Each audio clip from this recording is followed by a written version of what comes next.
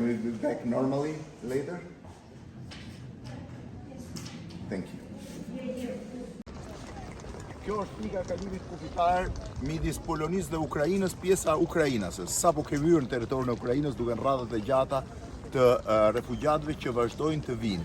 Në anën tjetër janë makinat, ndërsa në këtë anë janë vetëm këmbësorët. Nuk e di nëse kamera e shet të plot, pra po të shihni, rradha është me kilometra e gjatë.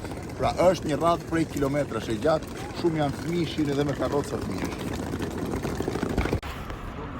Bogdan.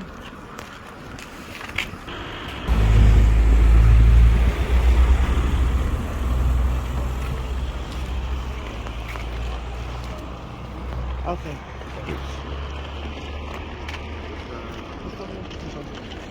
Only go. One people 150. to go there. Yes. Background. Traffic. Monday.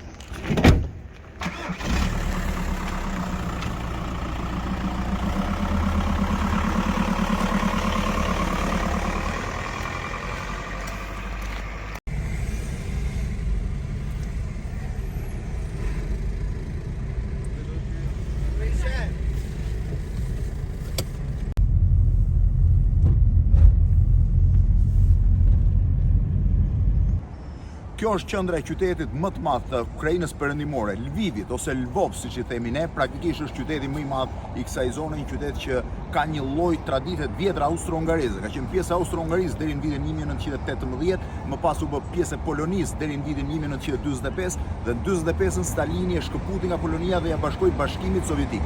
Që prej vitit 1990 është qyteti i Ukrainës, i shtetit Ukrainës dhe njëri prej qyteteve më të mëdhenj të saj dhe më i madhi në pjesën perëndimore të Ukrainës. Ky është teatri i operës dhe i baletit të Lvivit, ku praktikisht janë vendosur 3 portretet që sjellin aromën e luftës. Janë ndoshta vetmja pjesë që kujton aromën e luftës në qytet. Është heroi që u hodh një herë së bashku me urën për të ndaluar tanket ruse. Janë ushtarët e atij ishullit të gjarprit që refuzuan të dorëzohen anijes ruse dhe piloti misterioz që është kthyer një lloj legjende. Ngjitur me ta janë Beatlesat, që siç e shihni qëndrojnë aty që prej viteve 60, kur ishin në modë, në kuptimin vazhdojnë të kenë të njëjtin popularitet dhe me sa duket pjesa tjetër e qytetit është relativisht normale. Edhe po të shohësh sheshi nuk ka pamje të luftës me përjashtim të vend kalimeve, pra checkpointeve të ngritur për të mbritur deri këtu. Ajo që të më mbështypi është që pjesa më e madhe e lokaleve janë të mbyllur. Përballë meje është McDonald's, i cili është i mbyllur, dyqani i Apple-it është i mbyllur, por në balkone qëndrojnë flamujt të Ukrainës.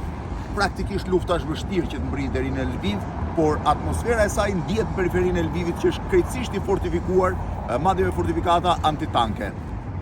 Natën e mirë nga Lvivi.